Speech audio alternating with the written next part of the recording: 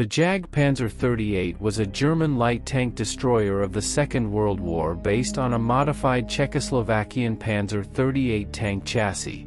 The armament consisted of a millimeter gun and a remote-controlled MG-34. It featured a wide body to accommodate the four-man crew, as well as a strengthened lower hull with enlarged wheels and tracks. It entered service in July of 1944. After the introduction of this tank destroyers, there was a need for a light recovery vehicle, which was to be used to tow damaged or otherwise immobilized tank destroyers. Therefore, in the summer of 1944, the company BMM began working on such a machine, which was based on the Hetzer.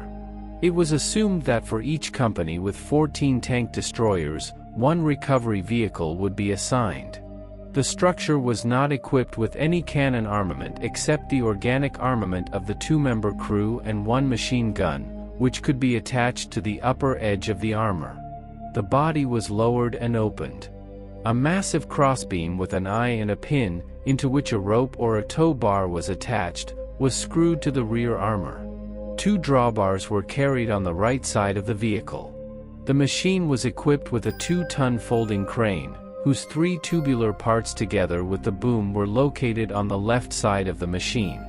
The crane was used to handle heavy parts of tank destroyers, such as when replacing the engine. The crew consisted of 4 members. In front of the habitable compartment, at the control post, a driver was placed. Behind him should have been the seats of the other crew members who were responsible for the operation of special equipment and the performance of basic tasks. Depending on the current situation and the available goals, they could work without leaving the vehicle or being outside the protected building. For communication, the crew had one FUG-5 radio station. In January 1945, a Bergepanzer 38 was tested, which had a massive support spur mounted on 2 pins at the rear. It is again unclear how many vehicles were equipped with it. There were also some development works to install the blade at the front of the vehicle, as seen in the company blueprints, but probably these plans were never realized. According to the plan, 170 Bergepanzer 38 were to be built by the end of 1944, and from January 1945 70 pieces per month. In order to fill the number in the units, it was decided to rebuild the first pieces from the already built tank destroyers. Whether such vehicles were left with the original high superstructure from the tank destroyer or were modified is unknown. A total of 181 Bergepanzer 38 recovery vehicles were built during the war. During operations, the recovery vehicle did not fully meet the requirements.